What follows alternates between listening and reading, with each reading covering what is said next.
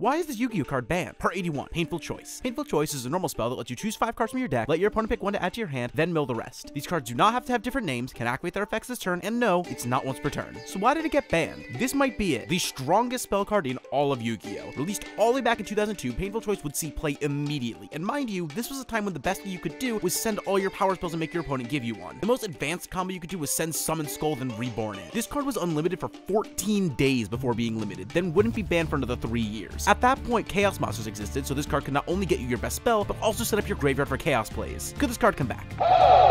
Do I even have to explain this one? Active Painful Choice, reveal Merly, Havnus, Sheeran, Rhino, Tearcash. What's the most broken 5 cards you can think of sending off this? Leave a comment, and while you're at it, comment what cards you want to see next. Why is this Yu-Gi-Oh card banned? Part 82, Eclipse Wyvern. Eclipse Wyvern is a monster that banishes a level 7 or higher later Dark Dragon when it's sent to the graveyard. If it's then banished, you get to add that monster to your hand, not once per turn. So why did it get banned? The initial idea of this card was that it could help you plus off summoning a Chaos monster. It's all play for this purpose, but wouldn't be a problem until the release of the Guard Dragon links. LB could summon it straight from the deck, making it very easy to access, and Pisty could resummon it even after it was banished. The main target for Eclipse Wyvern was the newly released Chaos Dragon Levianeer, also Armageddon Dragon and Red MD2. Levianeer was an incredibly powerful board breaker, extender, and even a hand rip. This card will be banned in 2019 primarily so they wouldn't have to ban LP, and look where that got them. Could this card come back? Oh no! It may have been a weird hit at the time, but Eclipse Wyvern 100% deserves its spot on the list. The Pistios completely break this card, since now not only do you have a way to banish Wyvern easily, you also have a much better search target in Lubellion. Ridiculously busted card that should stay banned. Comment what cards you want to see next. Why is this Yu-Gi-Oh card banned? Part 83, Metamorphosis. Metamorphosis is a normal spell that tributes a monster to cheat out a fusion monster with the same level as the tributed monster. So why did it get banned? Metamorphosis was printed at a time when fusion summoning was at its all-time weakest. It was intended to be a way to actually let you summon these monsters without needing as much investment, though it wouldn't be successful until the release of Thousand Eyes Restrict. You would tribute a scapegoat token to bring it out, making it basically free. This is the deck/interaction Goat format is named after. It would see play again as part of Demise OTK. This time you tribute Demise to bring out Cyber Twin Dragon and OTK. This would get the card banned. Could this card come back? Yes. I'm sorry, this card is bad. As an unsearchable one of, its only goal is to potentially strengthen an endboard that was already able to pop off. Sure, there are broken targets to summon, but Last Warrior blows up your entire field and loses to Fissure, and Exterio is really annoying, but decks that play enough 10s are either bad or don't have a space to run a card in the extra deck for an unsearchable win or spell. Comment what cards you want to see next. Why is this Yu-Gi-Oh card banned? Part 84, Soul Charge. Soul Charge is a normal spell that lets you summon any meta monster from your graveyard, then pay 1,000 life per monster. Also, you can't enter your battle phase the turn you use the card. So why did it get banned? Soul Charge is probably the most baffling card ever. Not only was it ridiculously broken on release as both an extender and a comeback card, it would remain broken for 5 years. The entire time it would be played in pretty much every deck. There isn't a specific deck to go over or combo to account, it was just broken in every scenario. Who would have guessed that summoning a whole bunch of monsters for free would be broken? Also, this card was legal until 2019! Could this card come back? Oh no! This is the best generic extender ever printed. Everything would play it, and it would feel awful to have it activated against you. Comment what cards you want to see next. Why is this Yu-Gi-Oh card banned? Part 85, Glow Up Bulb. Bulb was a level 1 plant tuner that can reborn itself by milling a card. This effect is the once per duel. So why did it get banned? Bulb is special in that it got banned twice, 8 years apart. Its first ban would come in 2012. It was used as a way to ladder into big synchros by reborning itself after making a synchro. Bulb was banned alongside Spores in an attempt to kill off Plant Synchro, a deck already on its way out. It would remain banned for 2 years before coming back in 2014. It would prove not a problem and would even be unlimited in 2015. And that's where it stayed until the release of Halka Fiber Axe in 2020. They were legal at the same time for not even 2 weeks before Bulb would be banned again. Bulb will be used for basically the same purpose as before, except now you could cheat it out and also use it as link material. You could also just normal it, make Link Karibo, bring back Bulb, and boom, 1 card Hulk. Could this card come back? Yes. As long as Hulk stays banned, this card is completely fine. Plants wouldn't even play it since the last thing they need is more material. Comment what cards you want to see next. Why is this Yu-Gi-Oh card banned? Part 86, Smoke Grenade of the Thief. Smoke Grenade is an equipped spell that, if it's destroyed while equipped to a monster, looks at your opponent's hand and rips a card, not once per turn. So why did it get banned? Smoke Grenade was a sort of joke card for many years. It being an equipped spell that does nothing until it's destroyed definitely wasn't helping. That is until the release of the Infernoble Knights. They were a powerful archetype that revolved around equipped spells. By using both Isolde and their boss monster Charles, they were able to loop Smoke Grenade multiple times to end on a board of multiple negates on field and 2 to 3 fewer cards in your hand. Could this card come back? Oh no! Now this card did get much worse with Isolde's ban, but that being said, if this card was legal, it would be the game plan for several decks. Hand rips are incredibly unfair and unfun, so thank God this card is banned. Comment what cards you want to see next. Why is this Yu-Gi-Oh card banned? Part 87, Dimension Fusion. Dimension Fusion is a normal spell that pays 2,000 life points to allow both players to summon as many of their banished monsters as possible. So why did it get banned? This card was released alongside the Chaos monsters back in 2004. The clear synergy was to banish the monsters to summon Chaos guys, then have Dimension Fusion bring them back. Even with this card being reciprocal, it would still be too strong and would eventually be limited in 2006. So the card to do it in would be Dark Arm Dragon. Not only could you banish tons of monsters to fuel Dimension Fusion, you also got to wipe your opponent's board for an easy OTK. This card will be legal for 2 months after Dad came out, and for good reason. Could this card come back? No. This card is stupid. While I don't believe this card would do much, only summoning from banishment is much worse than you think, it still has several decks that would love to use it to extend into the sun.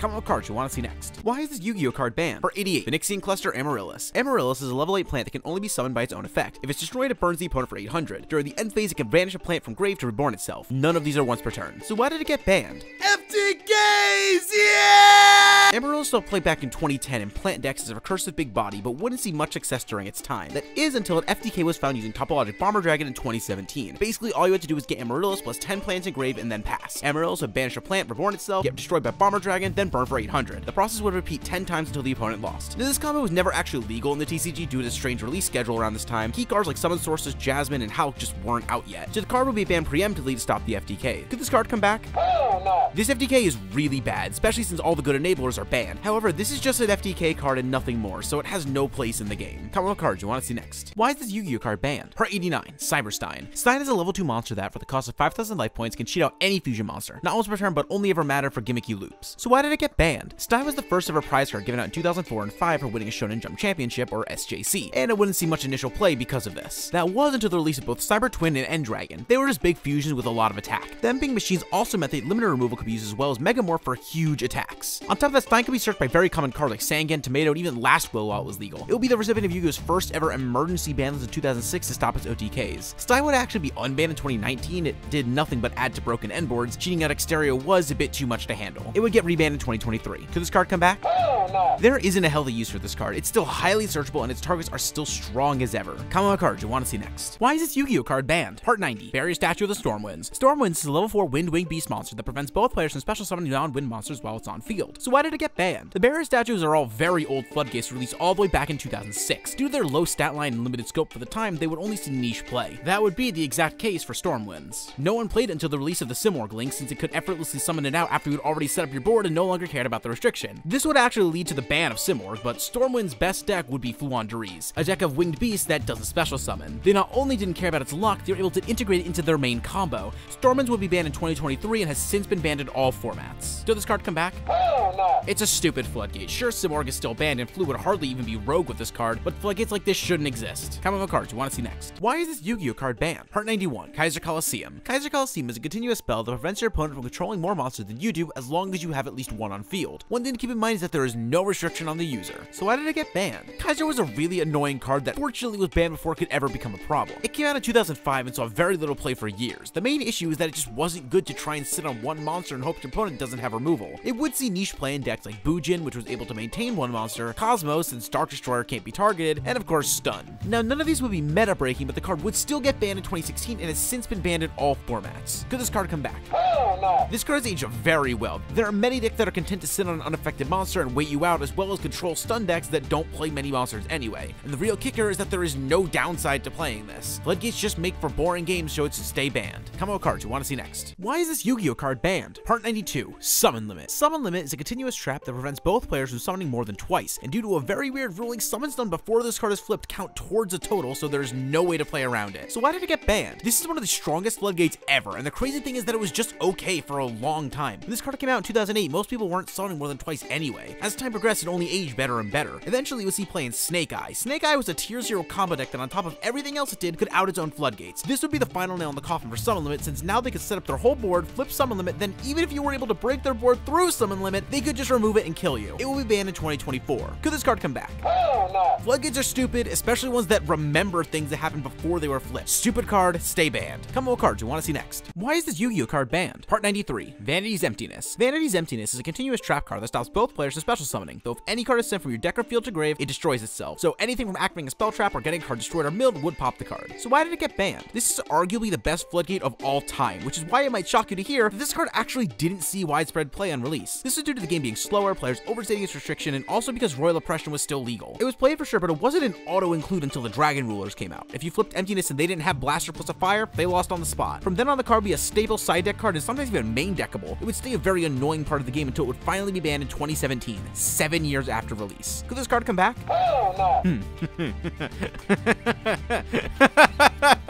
No.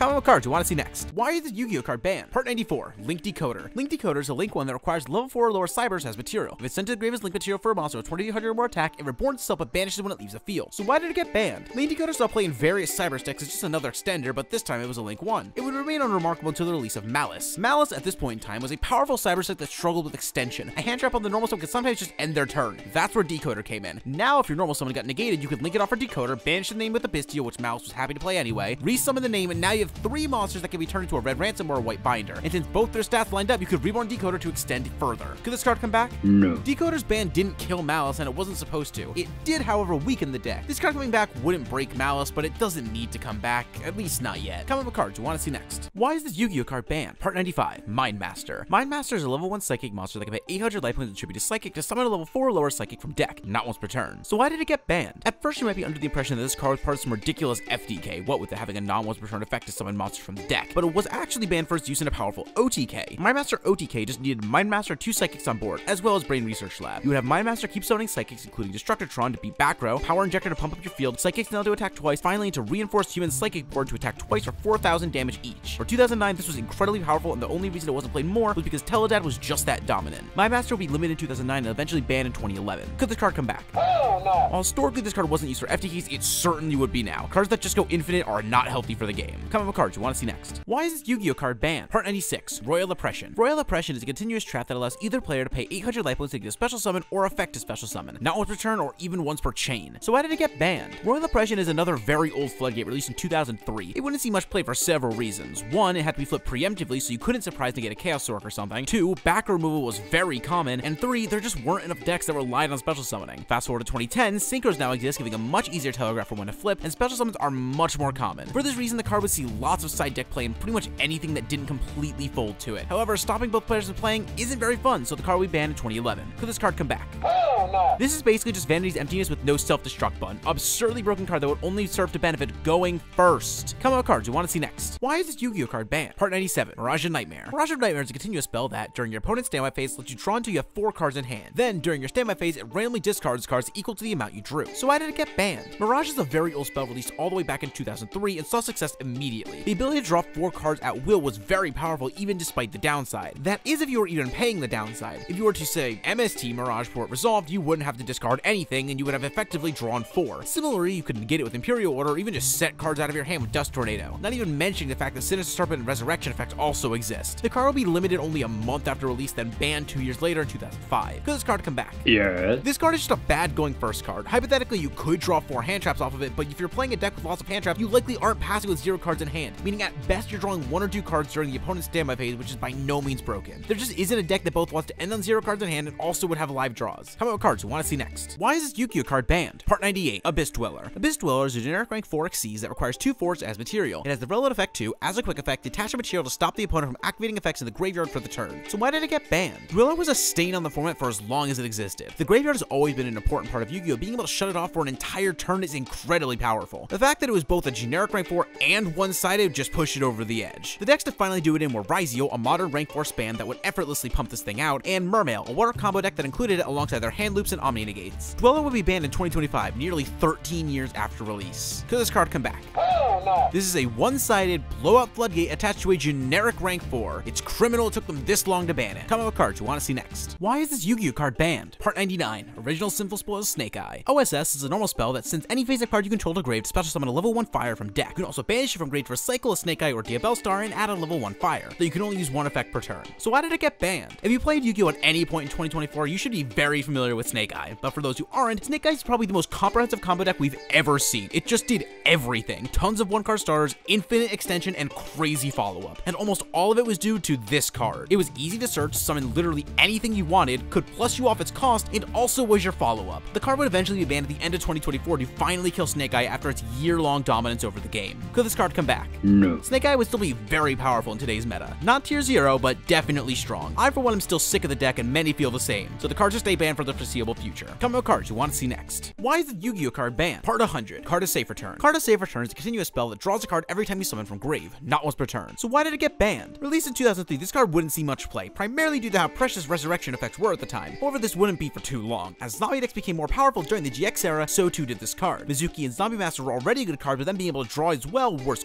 crazy. The thing to break it would be synchros, zombie synchro decks specifically. Now you get the same old draws, but you also get to use Plague Spatter for completely free. The card would be limited but still used in decks like Lightsworn and Blackwing, and would finally get banned in 2009. Could this card come back? Hell no. This is a card that realistically wouldn't break the game. It's only good going first, it's unsearchable, and the effect only really comes up if you're already able to play. But it would be an incredibly annoying card that wouldn't make the game better for it existing. Even a mid going first blowout should be too much. Comic book cards you want to see next. Why is this Yu-Gi-Oh card banned? Part 101, Bahamut Shark. Bahamut Shark is a rank 4 requiring 2 level 4 waters. You can attach a material to cheat out a rank 3 or lower water exceeds monster, but Bahamut Shark can't attack that turn. So why did it get banned? Released in 2012, this thing seemed broken. A rank 4 that could cheat out another exceeds, however, it wouldn't see play on release. Since the cheated out monster wouldn't have material, there weren't many cards that actually did anything. That is until the release of Totally Awesome. It ticked all the boxes. Awkward to summon normally, really powerful disruption, Omni Negate, and it didn't require any materials. The duo would see play in several decks, but none of them were ever able to make it big. Fast forward to 2024, and Mermail's new support makes them insane. Bahamut Shark's purpose was to detach Dragoons for cost, triggering its effect while also being able to summon Toad as the 5th summon, insulating you from Nibiru. It also started seeing play in Rise thanks to a small shark package, allowing them to also end on Toad. The card would be banned in December 2024. Could this card come back? No. You could argue that Toad was the better ban, but I'd argue that Bahamut Shark was 100% the problem. It made Toad way too easy to access, and notably was a water rank 4 that could detach on an open board, which was relevant for Mermail. I'm sorry, Shark players, but it was time for him to go. Comic book cards you want to see next. Why is this Yu-Gi-Oh card banned? Part 102, Nightmare Griffin. Nightmare Griffin is a link 4 requiring 2+ monster with different names. On summon, it sets a spell trapped from grave, but it can't be activated that turn. And while it's on field, special summon monsters can't activate their effects unless they're linked, which means it either points to another monster or another monster points to it. So why did it get banned? Griffin was always a stupid card. It never saw play in decks that were aiming to play fair. It was primarily played alongside Curious, since he could dump anything like, say, a Floodgate that Griffin could then set, making a very consistent, albeit convoluted way to search any Floodgate in the game. Griffin's usage would tank after Curious got banned. It would still see play in Live Twin and Unchained decks as a powerful boss monster that usually was unnecessary, though Malice would be the deck to finally take out Griffin. Nothing really changed in how it was used. Malice was just better at summoning it than previous decks. This ease of summoning would get the card banned in April 2025. Could this card come back? Hell no. It's a Floodgate that resides in the extra deck. That is unbelievably stupid. Stay gone. Come on, cards you want to see next. Why is this Yu-Gi-Oh card banned? Part 103, Last Turn. Last Turn is a normal trap that can only be activated on your opponent's turn while you have 1,000 or less life points. It sends all cards of each player's hand and field to grave except one monster you control. Then your opponent summons a monster from their deck and attacks your monster. And the only player with a monster left on field wins the duel. Any other case is a draw. So why did it get banned? This card was only ever used in gimmicky FTK decks that just lowered their life points to 1,000, summoned Xiaogan, then flipped Last Turn and won on the spot since your opponent couldn't summon. And due to how this card was worded, that counts as a win. This card will be banned in 2006 because of this. Could this card come back? Hell no. Where do I start? This card is a ruling nightmare. It's still an FTK card, sure, but Konami doesn't even know how this thing works. When do graveyard effects trigger? Do they trigger? What happens to an unaffected monster? What about monsters with effects that activate in the damage step? This card says the player who controls a monster in the end phase wins, so what happens to effects that activate during specific phases? What if you can't conduct your battle phase? What if your opponent doesn't have a monster in deck? What if the monster they summon switches itself to defense? None of these are stated on the card and have no official rulings. The combination of this being both a confusing and toxic card seal the deal. Like and subscribe for more Yu-Gi-Oh content.